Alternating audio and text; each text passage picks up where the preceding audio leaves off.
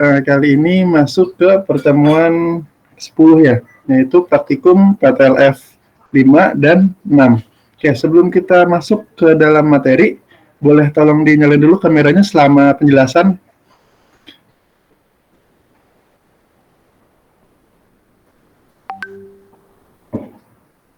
Oke, tolong dinyalain. Oke, jadi selama pemaparan materi nanti, kameranya dinyalain aja nggak apa-apa. Dan nanti kalau ada yang kurang jelas dalam penyampaian, silakan dinyalain mikrofonnya. Oke, untuk teman-temannya yang belum join, tolong dihubungi untuk segera join karena link sebentar lagi akan ditutup ya. Jam 6:50 itu link akan ditutup. Dan untuk yang belum mengumpulkan surat, tolong secepatnya dikumpulkan di GCR. Dan yang belum absen, tolong absen terlebih dahulu. Oke, karena mau saya rekap. Oke, untuk mempersingkat waktu, untuk Kak Dwi dipersilakan.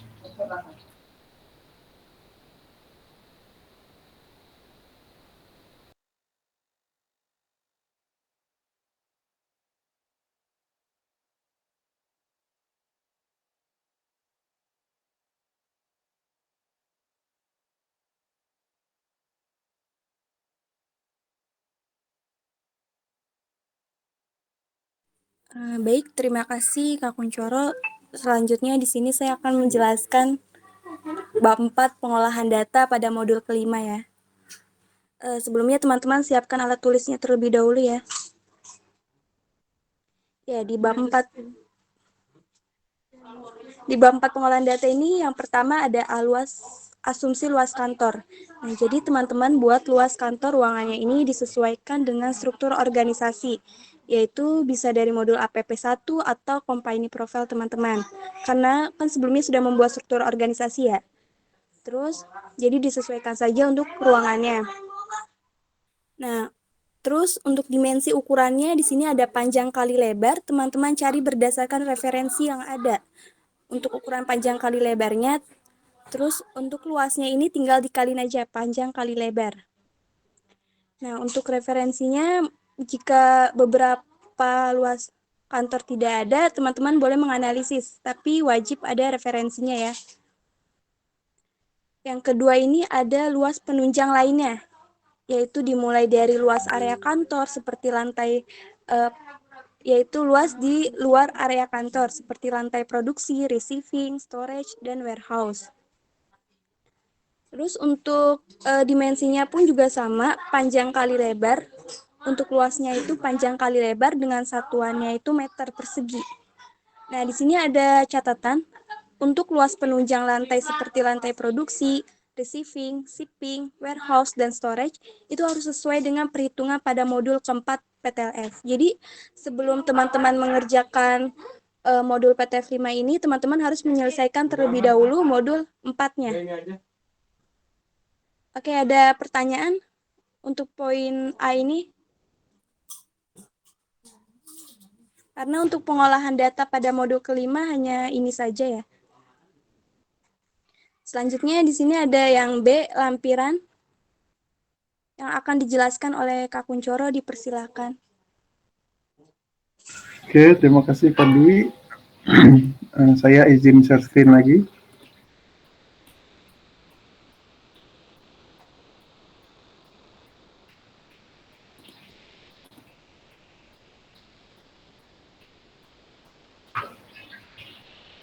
Oke, sudah terlihat ya untuk share screen-nya. Oke, di sini di modul PTLF 5 ini terdapat 6 jenis lampiran ya. Ada ARC, WARD, ARD, AAD, template, dan FCD. Nah, untuk lampiran-lampiran ini, apa saja sih lampirannya? Bisa kalian lihat di GCR, karena saya sudah post ya untuk lampirannya ada apa aja di GCR. Silakan dicek juga. Nah, jadi dalam pembuatan lampiran ini, kalian yang paling pertama itu membuat lampiran ARC. Nah, untuk pembuatan lampiran ARC, ini tuh kalian sudah pernah kalian pelajari di semester 5 ya, mata kuliah praktikum PTLF, teori dengan dosen. Nah, itu kalian pasti sudah tahu nih, pembuatan diagram activity relationship chart atau ARC. Nah, untuk pembuatan ARC ini kalian sesuaikan lagi nih dengan pengolahan data yang tadi itu untuk ruangannya. Jadi di sini dicontohkan terdapat 19 ruangan ya, mulai dari direktur hingga ke tempat pembuangan ya. Di sini contohnya dengan pengolahan data tadi itu ada 29 ruangan. Ini kalian samakan nih dengan yang di Bab 4 Excel tadi. Nah, setelah kalian masukkan, kalian buat nih kode kedekatan dan kode alasan kedekatan. Nih, seperti ini. Ya. Yaitu untuk mutlak itu A, E itu sangat penting didekatkan, I itu penting, O itu bisa atau didekatkan, U itu tidak penting, dan X itu tidak diharapkan untuk didekatkan antar ruangan. Nah, seperti apa sih pengerjaannya? Oke, di sini kita flashback lagi. Nah, di sini contohnya, pada ruang direktur pertama, di sini kan nomor 1, ya. Untuk ruang kedua, itu ruang sekretaris. Nah, jadi hubungan antara ruang direktur dan sekretaris, itu seperti apa? Ya, ataukah dia mutlak perlu didekatkan, sangat penting, tidak penting, ini kalian sesuaikan lagi nih ya. Perlu nggak didekatkan? Nah, setelah kalian analisis untuk kode kedekatan, terus kode alasan kedekatannya apa nih? Di bawahnya. Ya. Ataukah dia uraian kegiatan kerja, atau aliran informasi, atau sebagainya nih. Kalian sesuaikan lagi nih analisis perusahaan kalian. Jadi, untuk yang di atas itu kode kedekatan, ya. Jadi di sini nanti harus ditulis nih warna merah A, ya. Warna kuning itu apa? U. Nah, itu kalian seterusnya buat. Nah, yang bawahnya itu kode alasan. Kode alasan itu berdasarkan yang di sini nih. Yang di bawah keterangan. Jadi untuk keterangan ini kalian buat, untuk yang kode kedekatan ini kalian buat sama persis seperti ini, nggak apa-apa. Ya. Nah, untuk kode alasan ini kalian analisis sendiri atau kalian boleh cari referensi di e-book, biasanya banyak ya. Buku-buku perancangan tata letak fasilitas ya untuk pembuatan ARC. Untuk kode-kodenya ini tuh alasannya boleh beda-beda setiap kelompok ya. Dengan minimal itu sebanyak 8 kode alasan ya. Tapi alasan ini harus jelas nih ya, yang berhubungan dengan perusahaan kalian. Kan di sini produksi nih berarti ada bising dan debu. Contohnya untuk lantai produksi ini pasti. Nah, seperti itu. Untuk pembuatan ARC itu kalian terus buat hingga ke ruangan ke terakhir. Di sini ada 29 ruangan. Ya. Jadi kalian buat nih ruang 1, ruang direktur kedekatan dengan sekretaris itu apa, dengan ruang advokat itu apa, dan seterusnya hingga ke terakhir. Oke, itu untuk ARC. Nah, selanjutnya ada lampiran WARD. Nah, lampiran WARD ini bisa kalian buat jika kalian sudah menyelesaikan lampiran ARC. Ya. Jadi setelah selesai buat ARC, kalian analisis WARD-nya nih. Nah, WARD ini tuh kalian hanya memasukkan ya, hanya memasukkan dari nomor-nomor ruangan ya, bukan perhitungan untuk WARD. Ingat. Nah, contohnya di sini untuk ruang direktur. Di sini tuh ada derajat kedekatan itu A, E, I, O, U, dan X. Nah, A ini kan mutlak didekatkan. Di sini, dari aktivitas ruang direktur, yang mutlak didekatkan itu dengan ruangan berapa di sini. Nah, makanya saya bilang tadi itu untuk ARC harus diselesaikan lebih dahulu. Nah, di sini untuk ruang direktur yang harus didekatkan itu hanya dengan ruang sekretaris. Nah, jika kalian lihat ruang direktur ke bawah terus itu tidak ada yang berwarna merah, ya. Nah, maka dia hanya perlu didekatkan dengan ruang sekretaris. Maka di sini hanya dituliskan ruangan nomor 2. Nah, untuk ruang direktur hubungannya dengan derajat kedekatan E ya, atau perlu didekatkan itu dengan ruangan berapa saja. Kalian lihat lagi nih yang kode E. Nah, di sini nih ya. Ruangan ketiga dengan advokat ya, 3, 4, 5, 6, 7, 8, 9, 10, 12. Nah, kalian tulis di sini nih ruangan-ruangannya. Jadi bukan penjumlahannya tapi nomor ruangannya. Nah, terus kode derajat kedekatan I-nya itu dengan ruangan berapa aja nih? Kalian masukkan di sini nih. Ya. Nah, contoh di sini, misalkan nih, kayak ruang advokat. Dia ada nggak sih yang mutlak untuk didekatkan? Nah, jika tidak ada dari ARC, ya, advokat itu tidak didekatkan dengan manapun, tidak mutlak, maka di sini diberi tanda strip. Ya. Ini kalian selesaikan hingga ke ruangan yang terakhir. Ya. Sesuai dengan di ARC tadi untuk ruangan-ruangannya, aktivitasnya. Oke. Selanjutnya ada lampiran ARD. Nah, lampiran ARD ini bisa kalian buat juga jika kalian sudah menyelesaikan lampiran WARD. Nah, jadi ini tuh sama ya, seperti semester yang lalu.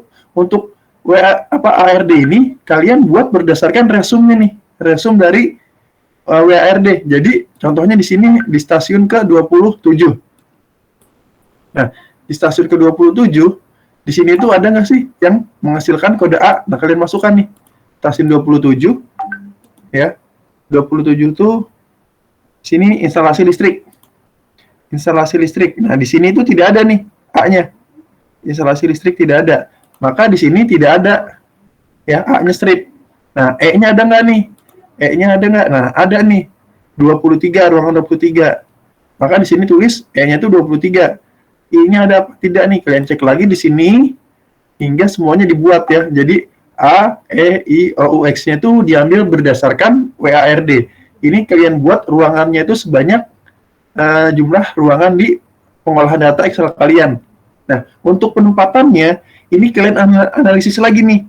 Di sini contohnya, untuk ruangan yang pertama, ruang direktur, ini kan mutlak didekatkan dengan ruang sekretaris. Nah, ruang sekretaris itu mutlak didekatkan dengan ruang direktur. Maka, antara ruang direktur dan ruang sekretaris, itu kalian buat bersampingan. Seperti ini. Nah, untuk ruang ketiga, itu mutlak nggak nih didekatkan dengan ruangan berapa lagi nih? Ya, kalian analisis lagi nih. Nah, jika perlu didekatkan, maka kotak, misalkan kotak 1 dan 2, karena perlu didekatkan, itu kalian buat berdampingan ya, atau bersampingan. Ya, dibuat sedekat mungkin. Jika kodenya itu A, nah kalau kodenya X yang tidak diharapkan, maka jangan dibuat berdekatan seperti itu. Oke. Itu untuk lampiran ARD. Jadi untuk banyak kotaknya ini sejumlah dengan jumlah ruangan di pengolahan data kalian. Nah, selanjutnya ada AAD. Nah, untuk AAD ini tuh udah mulai terlihat ya gambaran template untuk perusahaan kalian. Nah, untuk AAD ini kalian buat juga jika kalian sudah menyelesaikan lampiran ARC, WARD, dan ARD. Nah, kalau di ARD tadi, di sini, ini tuh kan hanya untuk ruangan-ruangan office atau kantor ya. Di sini udah terlihat nih, 15 di sini, 17, 18. Nah, untuk AAD, di sini, ini kalian buat nih, yang sebelumnya di ARD itu masih nomor, di sini udah kalian tulis nih, ya, ruang instalasi listrik, tempat pembuangan. Nah, di sini, locker, ada toilet. Nah, di sini kalian tulis nih, ini ruangan apa saja ya. Kan ada parkiran, kalian buat parkiran, klinik, kantin, musola, jika ada pos security, keamanan, kalian buat. Nah, untuk lantai produksinya atau gedung produksinya, ini bisa kalian ambil dari modul praktikum modul 4. Ya. Ini bisa kalian ambil dari modul 4 untuk lantai produksinya. Ya, mulai dari parkir mobil, dari dock, hingga lantai produksi, dan seterusnya. Ya, ini kalian buat. Oke, jika sudah selesai AD-nya, kalian buat lampiran template perusahaan. Nah, untuk lampiran template perusahaan, ini tuh kalian berdasarkan lampiran AAD yang tadi nih. Di sini kan masih tulis-tulisan ya, ruangan-ruangan apa keterangannya. Nah, untuk lampiran template ini kalian buat tampak seperti 2 dimensi dari atas. Ya, di sini untuk instalasi listrik nih ya, kalian beri nomor 27 instalasi listrik dengan logonya itu genset ya, listrik. Nah, begitu seterusnya. Di sini kan ada ruang direktur. Nah, ruang direktur ya, nomor 1 ini kalian beri meja atau kursi atau komputer ya, jika memang menggunakan komputer. Nah, untuk yang kedua, ruang sekretaris itu diberi meja dan kursi lagi nih. Ini seterusnya nih. Nah, untuk parkiran ya, boleh ditambahkan dengan mobil ya, sebagai berikut. Nah, untuk klinik ya diberi simbol. Jadi setiap ruangannya itu diberi simbol. Nah, untuk office ini tuh kalian beri aja kursi atau komputer-komputer ya. Nah, untuk lantai produksi ini kan kalian sesuaikan ya, untuk kendaraan dari supplier itu apa, kalian masukkan di sini. Nah, untuk pengiriman itu kalian menggunakan kendaraan apa nih? Kalian masukkan juga di sini. Ya. Ini berdasarkan dari lampiran ada yang tadi. Nah, di sini ada palet yang kalian buat di PTLF 4, ya, rak, ya, kan di sini saat barang itu datang ditaruh di palet. Nah, saat masuk ke storage itu di rak. Nah, sebagai berikut. Nah, untuk lantai produksinya kalian ambil dari pola aliran kalian, ya. Jadi untuk bangunan produksi itu tidak pasti sama dengan kelompok yang lain. Nah, untuk lampiran template ini juga kalian buat nih, ya, buat serealistis mungkin ya pada perusahaan kalian. Di sini ditambahkan dengan aksen-aksen tanaman ya, seperti pohon-pohon, tambahkan bunga, nah, dan ditambahkan juga dengan jalanan. Ya, di sini diberi jalan nih, tanda bahwa ini jalanan. Kalau perusahaan kalian ada air mancur, nggak apa-apa ditambahkan air mancur, atau jembatan, kolam ikan, nggak apa-apa ditambahin aja. Tapi untuk pembuatan lampiran ini nanti sebagai acuan kalian dalam pembuatan maket perusahaan. Oke, itu untuk lampiran template perusahaan. Nah, selanjutnya ada lampiran yang terakhir, yaitu lampiran Force Communication Diagram. Nah, untuk lampiran Force Communication Diagram, ini tuh kalian buat hubungan derajat antar setiap bagian atau departemen. Nah, di sini contohnya ada direktur. Ya, direktur itu untuk kedekatan komunikasi dengan bagian-bagian yang lain itu seperti apa sih? Nah, di sini ada keterangannya, ya. Jika dia bergaris 5, maka dia itu keterangannya mutlak.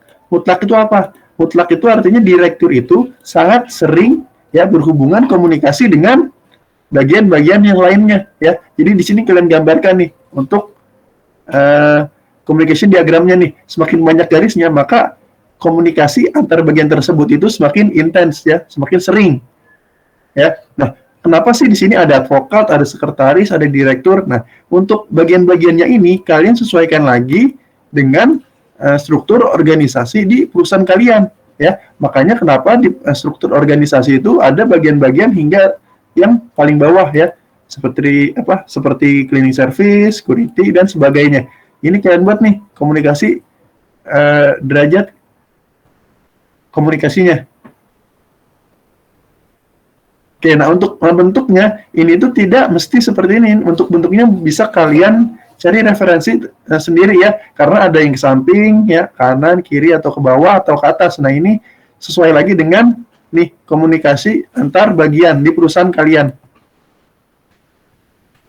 Oke, untuk lampiran PTLF 6 cukup sekian. Ada yang ingin ditanyakan? Saya izin bertanya, Kak. Ya, silakan. Untuk itu struktur organisasinya kalau misalkan ditambahin yang nggak tercantum di APP itu boleh atau tidak, Kak? Oke, misalkan ada bagian-bagian yang belum dimasukkan ya di APP. Iya, Kak, betul, kayak supir gitu, Kak. Oke, berarti nanti di APP harus ditambahin lagi, APP-nya dirombak, ditambahin.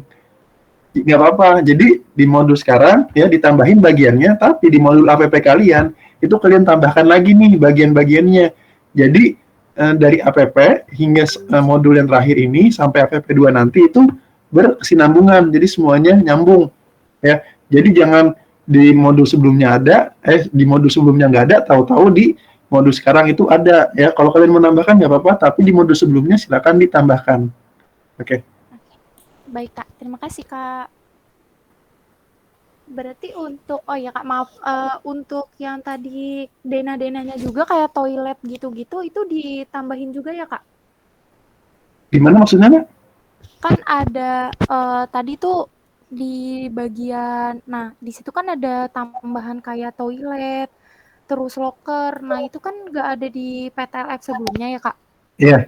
Itu direvisi juga berarti ya, Kak? Nggak usah, karena kan di sini tuh kayak toilet, instalasi listrik, ya kan, resepsionis, itu tuh masuk ke dalam bagian luas penunjang, ya, luas penunjang. Jadi untuk communication diagram aja yang berdasarkan dari struktur organisasi. Nah, kalau yang berdasarkan struktur organisasi itu hanya luas kantor, kan tadi ada luas kantor dan luas penunjang. Nah, untuk luas kantor itu kan dari organisasi, luas penunjang itu ya dari kayak lantai produksi, ya kan, yang udah kalian dapat, instalasi listrik, tempat parkir, nah, seperti itu, Mbak. Oke, baik. Terima kasih, Kak, penjelasannya. Ya, oke, dari yang lain ada yang ingin tanyakan?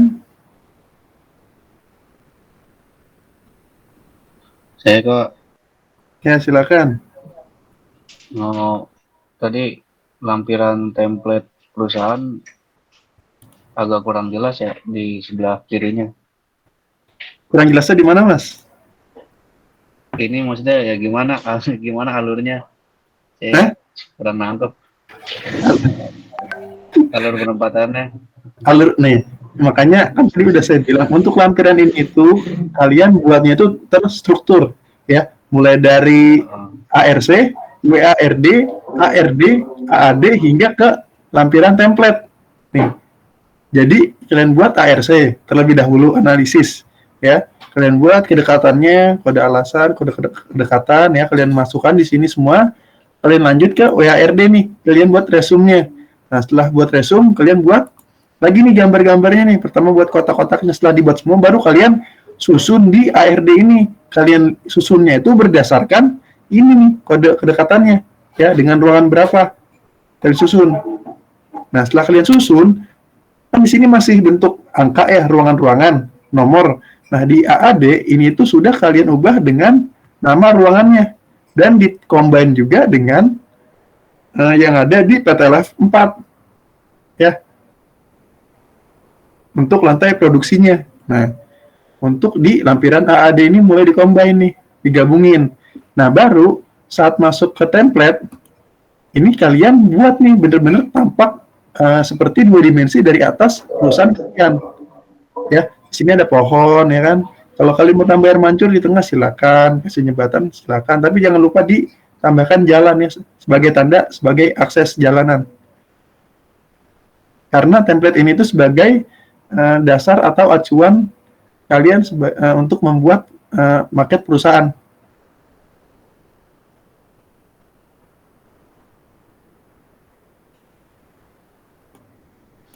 Gimana? Ya, oke, Kak, jelas.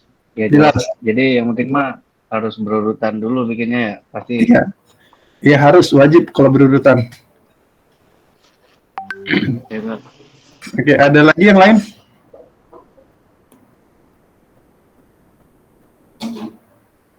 Yang lain?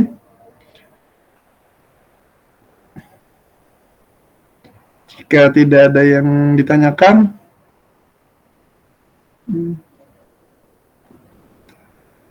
mungkin dari Pak Andri, ada yang ingin tambahkan terkait PTLF 5 ini, Pak Andri, silakan.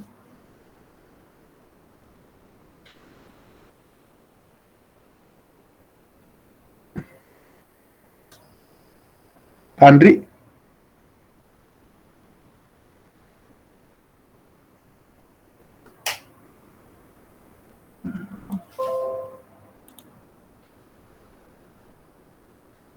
Oke, nah, sepertinya Pak Andri lagi mengerjakan sesuatu. Kalau gitu kita lanjut aja untuk ke PTLF yang ke-6. Oke.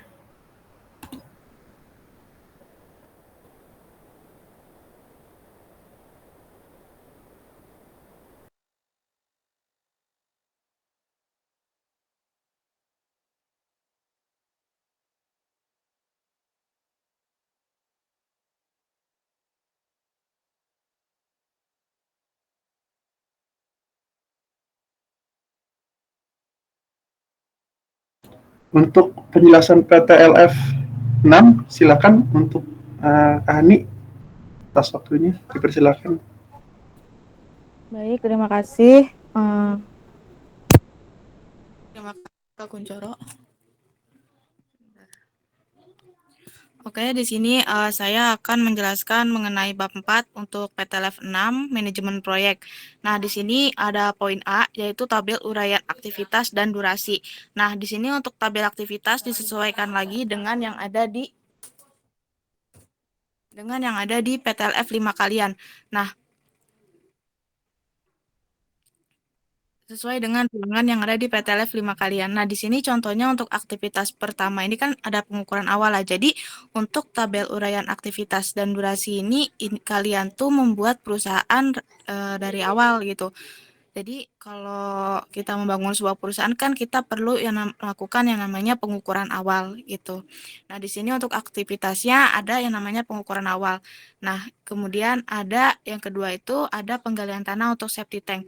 Nah, aktivitas kedua dan ketiga, keempat ini itu aktivitas untuk ruangan toilet gitu kan. Setiap perusahaan kan pasti ada yang namanya toilet. Nah, makanya untuk untuk membuat sebuah ruangan toilet itu kan perlu yang namanya penggalian tanah untuk septic tank-nya gitu. Makanya untuk aktivitas kedua ini ada penggalian tanah untuk septic tank. Nah, ini untuk aktivitasnya bisa kalian sesuaikan lagi dengan ruangan yang ada di PTLF 5. Nah, untuk jumlah aktivitasnya tidak harus 20, itu bisa disesuaikan lagi. Mau kurang dari 20 atau lebih dari 20 juga tidak masalah. Nah, kemudian untuk aktivitas ini kalian buat sampai dengan penempatan mesin-mesin di perusahaan tersebut. Jadi perusahaan tersebut tuh mulai dari pengukuran sampai dengan perusahaan itu sudah selesai, kayak tinggal ditempatin aja gitu. Nah, di sini untuk kodenya itu kode dari nomor urut yang aktivitas ini kalian ubah ke dalam bentuk alfabet. Nah, untuk pengukuran awalnya kan dia pertama. Nah, berarti untuk kodenya berarti A gitu. Untuk aktivitas kedua berarti kodenya B. Begitu pula seterusnya sampai dengan aktivitas yang terakhir. Nah, di sini ada kode sebelum. Kode sebelum itu maksudnya kayak aktivitas yang dilakukan sebelum aktivitas pertama gitu kan. Nah, di sini kan untuk aktivitas pertama kan ada pengukuran awal. Nah, ini kenapa kode sebelumnya strip? Karena tidak ada aktivitas yang dilakukan duluan selain pengukuran awal gitu. Makanya untuk kode sebelumnya itu diberi tanda strip. Nah, kemudian untuk aktivitas kedua ini dia kode sebelumnya itu A. Kenapa? Karena penggalian tanah untuk septic tank ini bisa dikerjakan setelah pengukuran awal selesai gitu. Nah, kemudian untuk aktivitas ketiga, kenapa kode sebelumnya itu A? Karena ini, jadi kalau kode sebelum itu dia bisa dua-duanya A itu berarti artinya itu aktivitas kedua dan ketiga itu bisa dilakukan secara bersamaan setelah aktivitas nomor 1 selesai gitu. Tapi kalau misalnya kalian aktivitas ketiganya mau kode sebelumnya itu B, ya berarti nggak masalah. Berarti artinya kalian itu melakukan renovasi saluran limbah itu setelah aktivitas yang kedua itu selesai gitu. Berarti aktivitas kedua dan ketiga itu tidak dikerjakan secara bersamaan gitu. Nah, itu kalian lakukan sampai dengan aktivitas terakhir gitu. Nah, di sini ada durasinya. Nah, untuk durasi ini durasi dalam satuannya minggu ya. Ini durasi dalam menyelesaikan aktivitas ini sekiranya itu berapa lama sih gitu. Nah, untuk durasi ini bisa kalian cari referensinya. Untuk pengukuran awal itu sekiranya waktu yang efektif tuh selama berapa minggu sih gitu kan. Kalau misalnya pengukuran awal dilakukan selama 4 minggu kan terlalu lama ya gitu, makanya dipersingkat menjadi 2 minggu gitu. Kalau misalnya aktivitas pengukuran awal dilakukan seminggu juga nggak masalah, itu tergantung dari referensi yang kalian dapat. Nah, untuk total durasinya di sini hanya berkisar 24 sampai 48 minggu aja. Hanya sekitar 6 bulan sampai 12 bulan, itu nggak boleh lebih dari 48 minggu dan nggak boleh kurang dari 24 minggu gitu. Jadi itu untuk total durasinya gitu. Jadi perhatikan lagi dalam menentukan waktu durasi di setiap aktivitasnya gitu. Oke, kita lanjut dulu ke poin B. Nah, di sini di poin B ada gancat time schedule dari aktivitas yang di poin A. Nah, di sini untuk aktivitasnya bisa kalian sesuaikan aja dengan yang ada di poin A tadi untuk urutan aktivitasnya. Nah, kemudian di sini ada time schedule nih dari 1 sampai 10. Nah, itu disesuaikan lagi dengan durasi waktu penyelesaian kalian gitu kan. Kan tadi kan untuk di poin A itu kan durasinya kan selesai dalam waktu 40 minggu kan. Nah, 40 minggu kalau dijadikan ke dalam bulan kan berarti 10 bulan dong. Karena 1 bulan itu ada 4 minggu gitu. Berarti di sini dibuat sampai dengan bulan ke-10 gitu.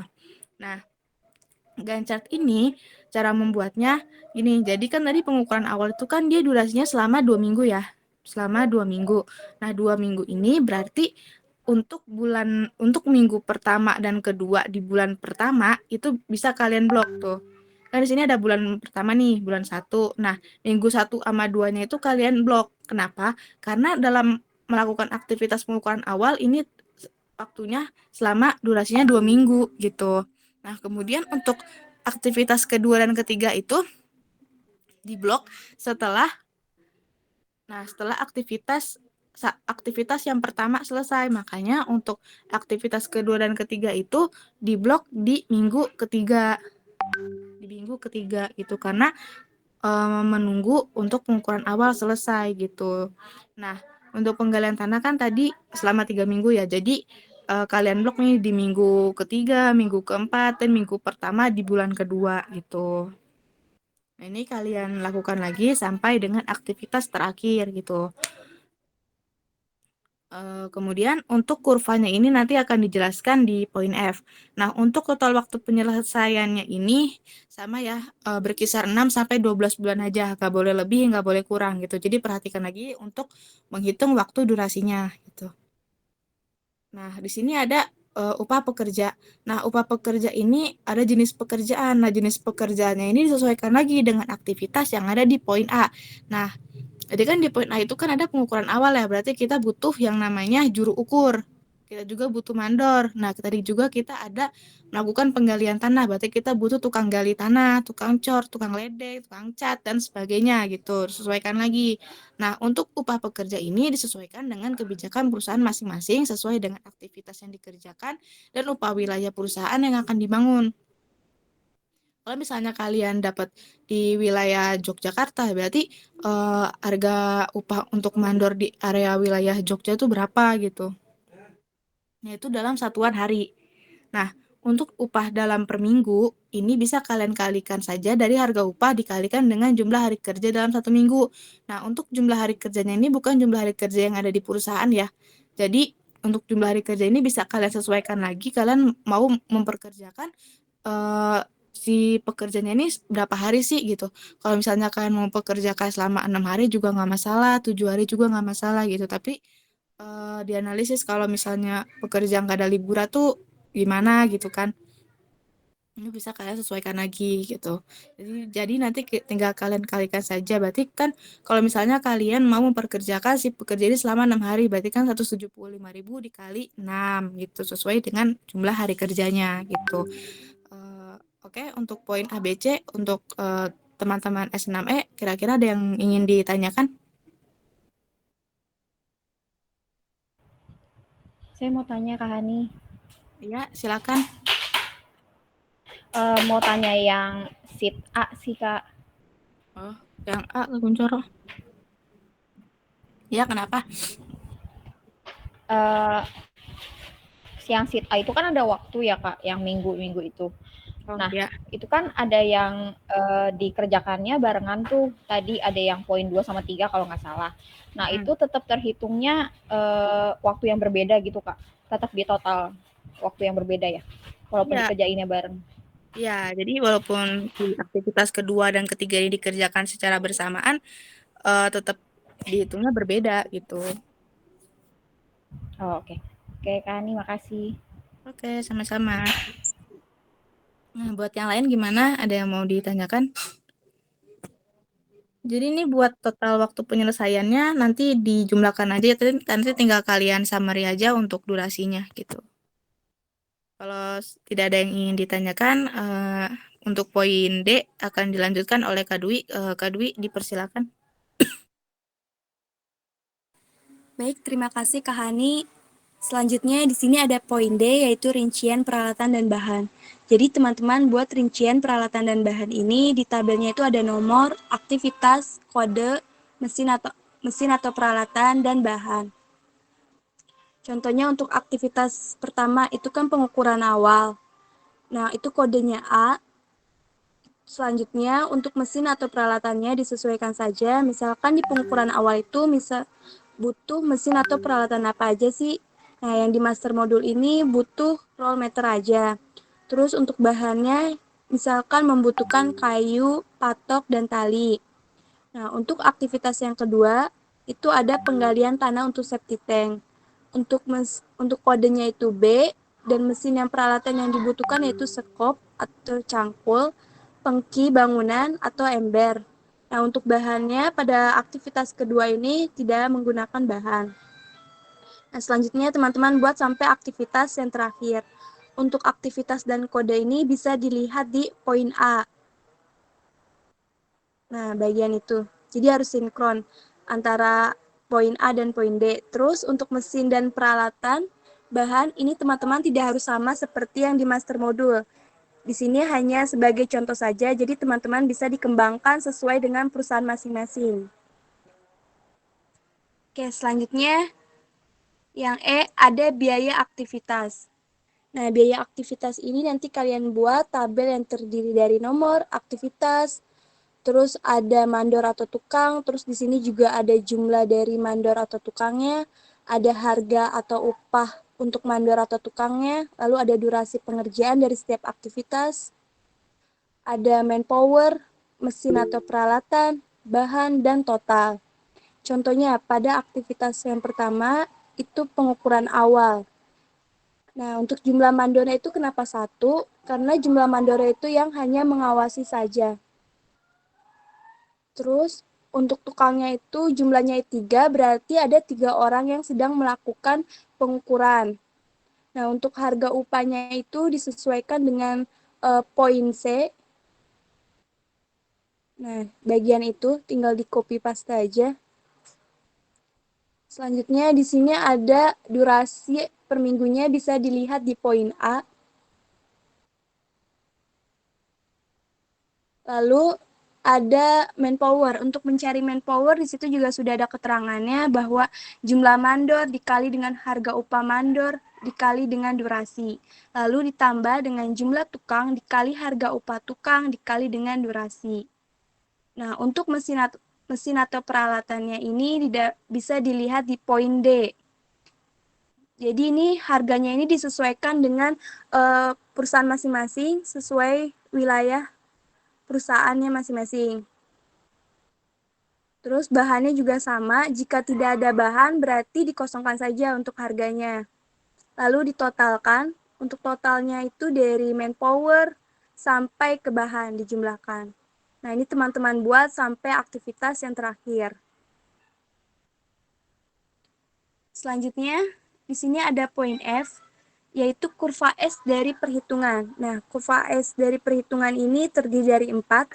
Yang pertama itu perhitungan dengan pembobotan. Yang kedua itu ada perhitungan dengan manpower. Yang ketiga itu ada perhitungan dengan mesin atau peralatan. Dan yang keempat itu ada perhitungan dengan bahan. Contoh yang pertama di sini ada perhitungan dengan pembobotan. Nah, untuk aktivitas, kode, dan durasi ini juga seperti poin A didapatkannya. Selanjutnya, untuk pembobotan, mencari nilai pembobotan yaitu durasi pada aktivitas pertama dibagi dengan total lalu dikalikan dengan 100. Sedangkan untuk pembobotan yang kedua itu didapatkan dari durasi pada aktivitas kedua dibagi dengan total lalu dikali dengan 100. Begitupun juga selanjutnya sampai aktivitas terakhir.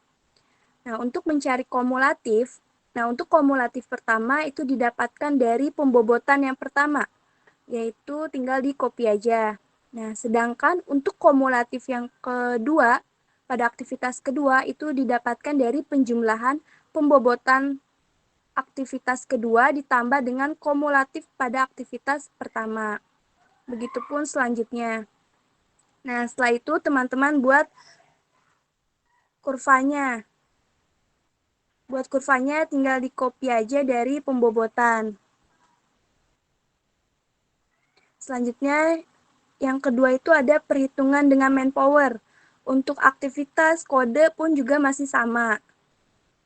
Untuk manpower ini didapatkan dari poin E. Nah, tinggal di copy aja pada poin E. Selanjutnya di sini untuk mencari pembobotan manpower itu didapatkan dari Untuk manpower yang pertama, itu dari manpower aktivitas pertama dibagi dengan total lalu dikalikan dengan 100. Begitupun juga sampai aktivitas terakhir. Nah, untuk kumulatifnya pun juga masih sama, yaitu kumulatif pertama tinggal di-copy aja dari pembobotan aktivitas pertama, sedangkan untuk kumulatif kedua itu didapatkan dari pembobotan aktivitas kedua ditambah dengan kumulatif. Lalu dibuat kurva pembobotan manpower-nya. Nah, yang ketiga di sini ada perhitungan dengan mesin atau peralatan. Untuk aktivitas kode juga masih sama.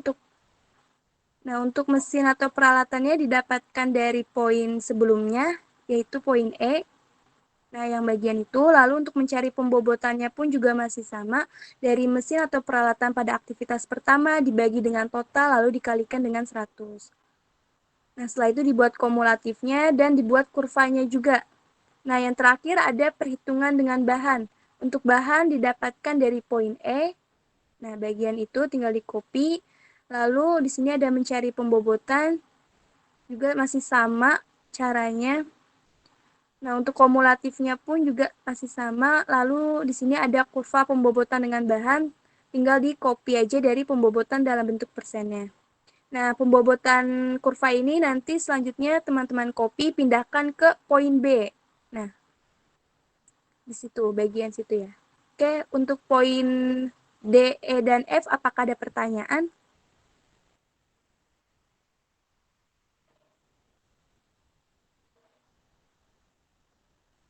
Bagaimana teman-teman?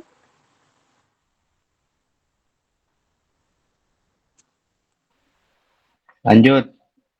Baik. Ya, silakan Mbak Verina. Maaf Kak, pencet jadi. Terima kasih. Oke, selanjutnya akan dijelaskan oleh Kak Tania, dipersilakan. Enggak, sebentar nih Verina mau nanya. Silakan. Enggak Kak, kepencet. Terima kasih. Oh, oke.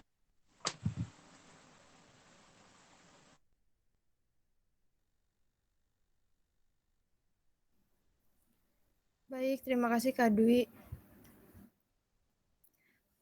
Pak Kuncoro boleh ke sheet G.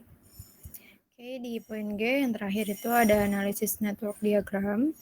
Di sini tuh ada activity on node sama activity on row. Nah, untuk activity on node ini, itu ada yang di sebelah kiri itu berarti awalnya, karena belum ada kegiatan berarti masih 0, nggak ada kodenya juga. Terus yang terakhir itu aktivitas terakhirnya. Nah, yang 2, 3 kayak gitu itu adalah durasi pengerjaan aktivitasnya. Lalu untuk di activity on node ini, kalian tinggal ngikutin alurnya aja sesuai sama yang ada di poin A. Jadi kode sebelumnya itu apa, itu tinggal kalian lanjutin aja. Misalnya kayak di sini kan poin 4 itu D itu kan sebelum B. Berarti D itu harus sebelum B kayak gitu dan seterusnya. Lalu untuk activity on row, nah di sini itu juga kalau alurnya masih sama, cuma yang ngebedain tuh di sini ada nomor aktivitasnya 1, 2, 3 dan seterusnya. Lalu di yang kanan atas itu durasinya juga. Tapi kalau misalnya di sini, kalau tadi kan di activity on node itu nggak ada jumlahnya ya, di terakhir itu nggak ada total durasinya. Sedangkan kalau activity on a row ini ada jumlahnya. Makanya untuk cara menghitungnya tuh, jadi yang kanan atas itu, misalnya dari aktivitas 1 ke aktivitas 2, itu kan B itu 3 ya durasinya. Berarti 2 ditambah 3, 5, kayak gitu. Begitupun dengan dari 1 ke 3, itu kan 2 ditambah 2, berarti 4, kayak gitu, dan seterusnya. Pokoknya kalau yang kanan atas, itu alurnya maju semua, dan terus ditambahin cara pengerjaannya. Lalu di sini contohnya kalau dari aktivitas 12 sama 13 ke aktivitas 14, itu kan kalau misalnya kodenya beda, itu kalian pakai yang paling besar. Jadi misalnya dari activity 12 ke 14 itu durasinya itu 4. Sedangkan dari activity 13 ke 14 itu cuma 2. Nah, berarti kalian pakai yang gede itu, berarti pakai yang 4 kayak gitu jumlahnya untuk masukin di activity 14-nya. Terus kalian totalin sampai activity terakhir. Nah, untuk durasi total activity terakhir itu kalian harus sama kayak yang di poin A, totalnya harus sama. Nah, sedangkan kalau untuk yang perhitungan kanan bawah itu alurnya mundur. Jadi maksudnya dari belakang dulu kalian ngitungnya. Misalnya dari activity 20 ke activity 19. Itu berarti yang kanan bawah kan 40. Itu durasi kode T itu 4, berarti 40 dikurangi 4, 36, dan seterusnya. Terus kalau misalnya di sini ada yang beda, misalnya dari activity 3 sama 2 ke activity 1, itu kalian pilih yang paling kecil. Itu kan dari activity 2 ke activity 1 itu 3, sedangkan dari activity 2 ke activity 1 itu 2. Nah, kalian pilih yang paling kecil, berarti kan 2. Jadi 4 dikurangi 2, 2, kayak gitu. Itu untuk poin G. Lalu ke bawah, setelah itu kalian buat analisanya untuk activity on node sama activity on row-nya. Lalu di sini ada note untuk market. Market itu di bawah saat pertemuan ke-13. Jadi pertemuan ke-13 itu offline, kalian membawa market yang udah jadi.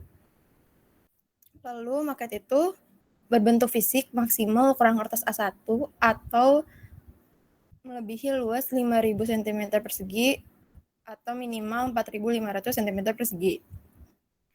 Lalu market itu dikasih keterangan bangunannya dan identitas setiap kelompoknya. Kalau kalian masuk ke lobi gedung A itu kan ada ya market. Itu ada sebelah kanan itu keterangan untuk setiap bangunannya. Kalau misalnya yang di gedung A itu dia pakai kode ABC. Sedangkan kalau kita itu di sini untuk praktikum PTLF itu pakai kodenya 123. Jadi sesuaiin sama yang di PTLF 5 yang udah dijelasin sama Kak Kuncoro. Kan ada. Lalu untuk poin 4, pada gedung lantai produksi dibuat dengan atap yang dapat dibuka tutup. Jadi usahakan, itu kan ada, kalau tadi ya, kalau lihat contoh yang di master modul yang di PTF 5 lampirannya, itu kan gedung produksi sama gedung kantor kan beda ya. Nah, itu tuh usahain buat gedung kantor sama gedung produksi itu tapi bisa dibuka. Kan ada ya yang kayak kantin, musola kayak gitu. Sebenarnya usahain semua ruangan itu bisa dibuka. Tapi utamakan buat bangunan kantor sama lantai produksi yang bisa dibuka atapnya. Jadi kalau misalnya kantin, musola kayak gitu nggak bisa dibuka nggak apa-apa. Gitu. Terus untuk bahannya itu nggak ada ketentuan sama sekali. Kalian sesuaiin lagi aja sama yang di PTLF 5, yang template. PTLF 5. Nah, yang ini itu kalian sesuaiin, kan tadi udah dijelasin ya, kalau ukurannya pun ini buat A1, makanya skalanya harus benar, karena itu yang bakal kalian pakai dan jadi patokan kalian untuk membuat market. Kalau misalnya kalian sampai salah atau beda antara market sama layout di PTLF 5-nya, itu nanti kalian dikasih dua pilihan. Yang pertama, kalian mengubah market atau kalian mengubah layoutnya. Jadi makanya untuk itu minggu depan itu kan jadwalnya masuk praktikum APP 2 dan asistensi PTLF 4. Ini template PTLF 5 itu harus sudah jadi, harus sudah selesai. Kenapa? Karena untuk acuan kalian membuat market nanti akan dicek dulu oleh aslabnya. Setelah itu kalian bisa membuat market. Jadi durasi pembuatan market itu memang 2 minggu, bukan 3 minggu. Jadi 1 minggu ke depan itu kalian silakan membuat template PTLF 5-nya dulu, baru kalian membuat marketnya. Lalu untuk PTLF 6, lampirannya itu hanya kalian memindahkan network diagramnya. Yang gambarnya itu tinggal kalian pindahin.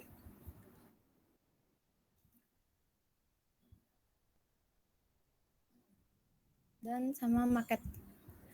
Untuk PTLF 5 dan PTLF 5 ada yang ditanyakan? PTLF 6 dan PTLF 5? Sampai sini.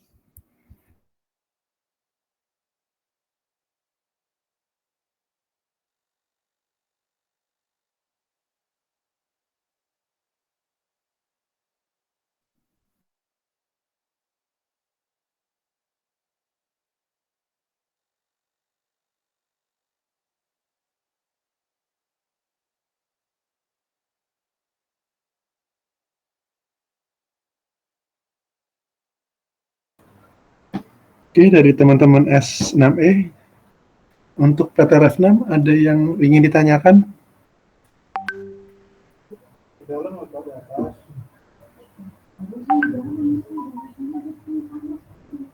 Mungkin sambil menunggu untuk Pak Andri dipersilakan jika ada yang ingin menambahkan terkait materi praktikum PTLF 5 dan praktikum PTLF 6. Silakan Pak. Satu dan tepat. Oke, baik. Terima kasih Mas Kuncoro. Dari saya sih sebetulnya tidak ada komentar yang ini ya. Karena saya lihat mungkin udah pada mengerti, tidak ada pertanyaan. Tapi untuk ini saya tambahkan aja, karena di sini di PTLF ini ada pembuatan layout dan market ya. Itu tolong nanti ditambahkan juga selain fasilitas untuk production, tolong diperhatikan terkait aspek K3 atau safety misalkan ya, misalkan jalur gang itu harus memperhatikan jika terjadi kondisi emergensi atau tanggap darurat ya. Kalau kondisi tanggap darurat berarti kan orang harus evakuasi. Nah, harus dipastikan evakuasinya ke arah mana. Tempat evakuasinya juga cukup gitu ya. Selanjutnya di modul PTF ada juga terkait dengan project management. Jadi kalau untuk project management, karena kita kan akan membuat pabrik ya.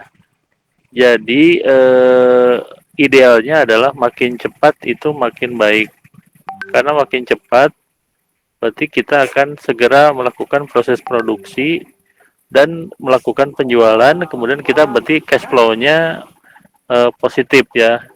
Jadi kan makin cepat juga break even point-nya juga makin cepat seperti itu. Jadi untuk project management tolong waktunya janganlah ya inilah dengan tantangan bagaimana kita bisa menyelesaikan proyek dengan cepat. Karena kalau di dalam manajemen proyek itu kan ada namanya Gantt chart atau biasa disebut dengan S-curve ya atau kurva S. Jadi kurva S itu ada menanjaknya. Jadi tantangannya kalau proyek itu berarti kalau menanjak berarti kan waktunya dipercepat. Pada kasus tertentu ada berbentuk huruf J ya. Itu waktunya lebih cepat sebagai tantangan. Dari saya itu saja. Jika ada yang ditanyakan silahkan ya. Baik Mas Kuncoro, demikian Mas Kuncoro. Terima kasih. Baik Pak, terima kasih atas penyampaian materi yang ditambahkan. Oke, mungkin dari teman-teman yang lain, jika ada yang masih belum paham, ditanyakan, silakan. Mumpung kita masih Google Meet ya. Lihat. Di Ciawi, kasih.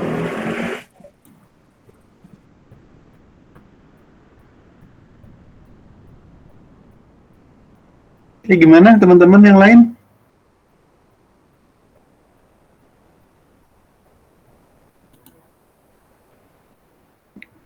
Ini diem paham apa diem nggak paham?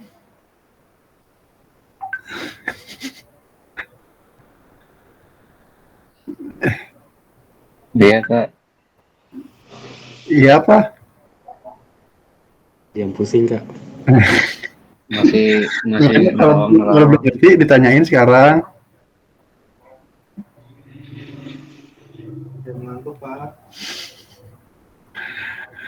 Oke, mungkin dari Kak Hani atau Kak Tania, Kak Dwi, jika ada yang ingin disampaikan.